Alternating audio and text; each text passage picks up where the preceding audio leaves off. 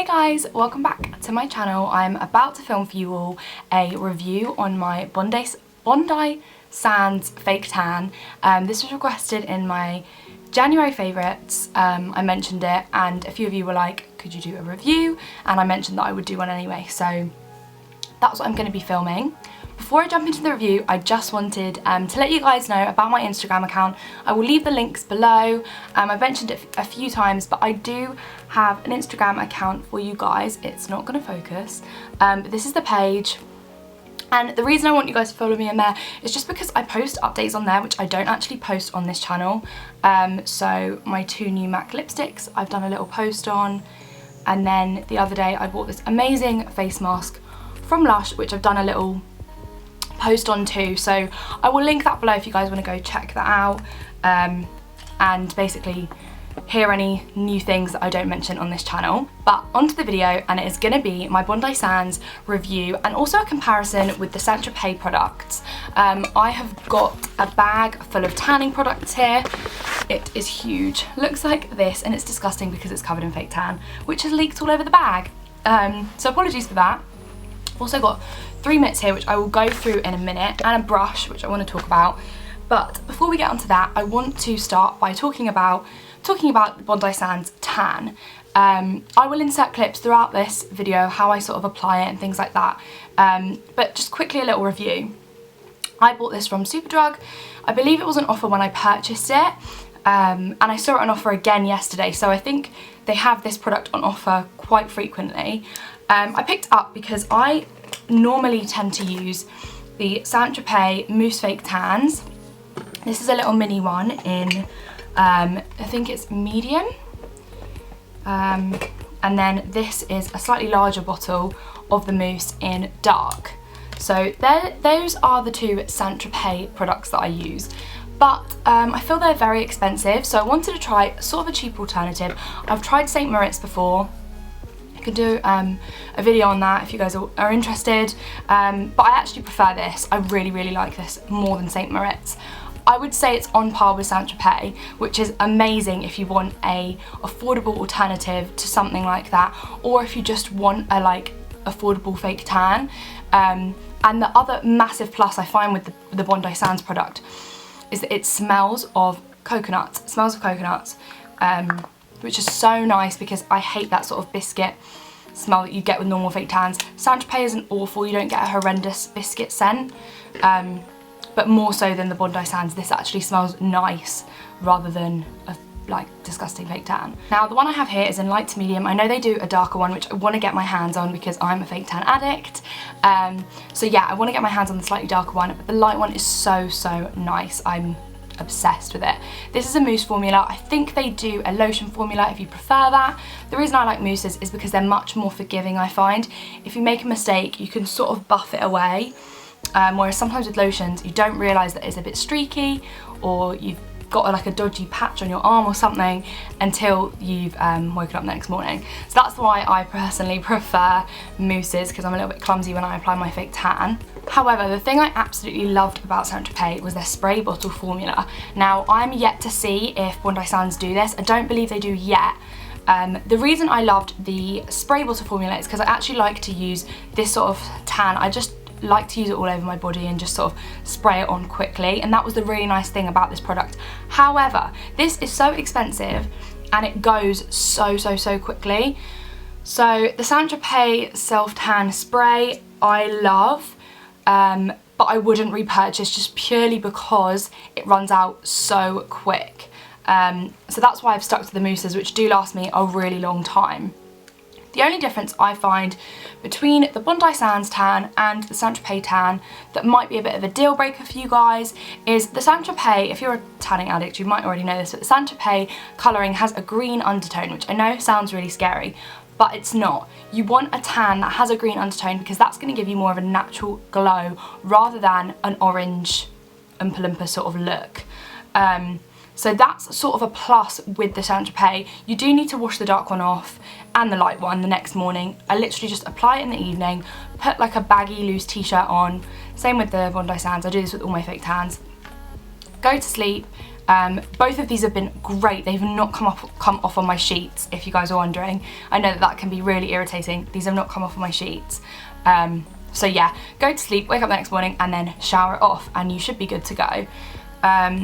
But this, in the shower, you will see it is a bit of a greeny tinge, which can be frightening, but actually it's better.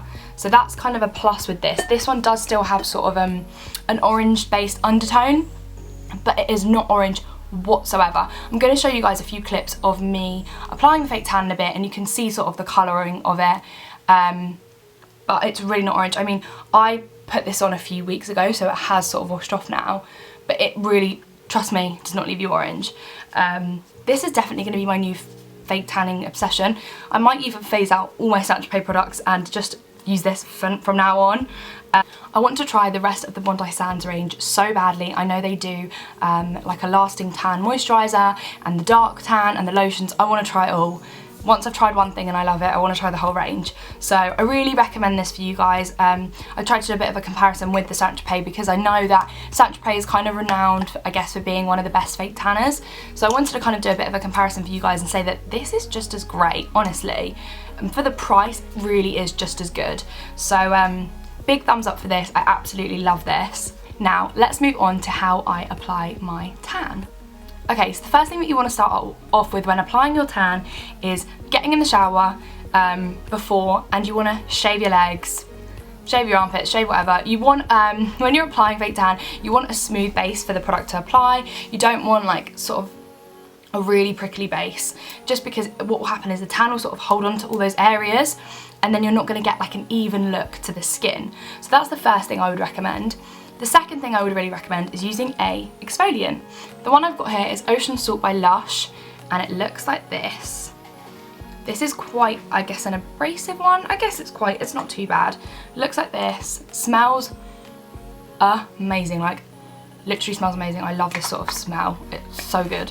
So you want to apply this over your body. You don't have to apply it everywhere if you're quite sensitive to exfoliant. I tend to apply it on my elbows, my ankles, my kneecaps, just places where the fake tan tends to cling, where your skin's a little bit drier, or there's a bit more lines, things like that. You want to apply it there and really just scrub it away. And when you hop out, you want to apply a little bit of moisturizer. The moisturizer that I have here is one by Soap & Glory, and this is Righteous Butter. Looks like this. You can use any moisturizer you want. This smells so good again, and I just apply this to all over my body, my shoulders, my arms, my legs, everywhere that you're going to apply fake tan. Just a thin layer, nothing too thick, but a thin layer of this, and it really helps the fake tan to last longer and not be as streaky when it starts to wash away. That is another good thing with this tan, is it doesn't go streaky when it starts to wash away. That's the only issue I have with the St. Moritz, is it's a great tan, but the minute it starts to fade and you start to have showers, you can go a little bit sort of speckly and scaly. This does not happen. It just slowly but surely fades away, which is really, really nice with a fake tan. Then you want to let this dry so your skin is not damp or anything, and then you want to go in with your fake tan. Now what I tend to do is I shake the bottle up, I take my mitt. Sorry everyone, this is quite dirty and covered in tan. This is my mitt. I apply 2 to 3 pumps, and then I blend it all over where I'm applying the tan. So for instance, if I'm applying it on the arm, I'll put a little bit on the mitt, and then I will just buff it into the skin. I do round sort of circular motions, like this. I just feel like it gives a more even look to, a more even look to the skin, rather than like a sort of streaky one, which can happen if you do this. And yeah, I just sort of buff it on. Then what I do to make sure that my tan is really, really natural looking and you haven't got any harsh lines is I go in with this mitt. This is literally a lifesaver. If I can find where I got this, I will link it below. I literally don't know where I got this. I got this from M&S. So yeah, I got this one from M&S. But you know, anything like this is going to be great, because once you've applied the fake tan, you want something that's going to kind of buff it out and give it a flawless finish. This is amazing for hands, feet, kneecaps, elbows, little awkward areas like that, because it makes sure that the tan is seamless and flawless. It is another trick which I absolutely love, and if you're a fake tan addict, you're going to want to get your hands on one of these, as well as a regular application mitt. Third and finally, this is a little trick I learned off Shani Grimond, I think it was her video, where she showed how she was applying fake tan, and she used like a buffing brush. This is one that I would use really more for my face after I've applied the fake tan and it's dried a bit. I'd go in and just sort of buff it. I do have a slightly bigger brush, it's the Real Techniques powder brush, and I tend to actually use one of those for my powder, and then I have another spare one which I use for my legs and like décolletage and up here to kind of blend everything out. So yes, those are my little tips and tricks with the Bondi Sands fake tan. Like I said, I can't stop raving about it. So yeah, let me know if you guys try it out. Let me know what you guys think if you do try it out, and if you guys have tried the darker tan, let me know if I should get my hands on that, because I'm loving this sort of medium one as it is. So I'm interested in trying that out. I hope you guys enjoyed this video. Any questions, don't forget to leave them below. I'll be sure to answer them. Hit that subscribe button, give this video a thumbs up if you liked it, and I will see you guys in my next video. Bye! You get all these colours, which I think are so many, and I'm really into the kind of pinky browns, so this is perfect for me. So yeah, I went ahead and did this eye look for you.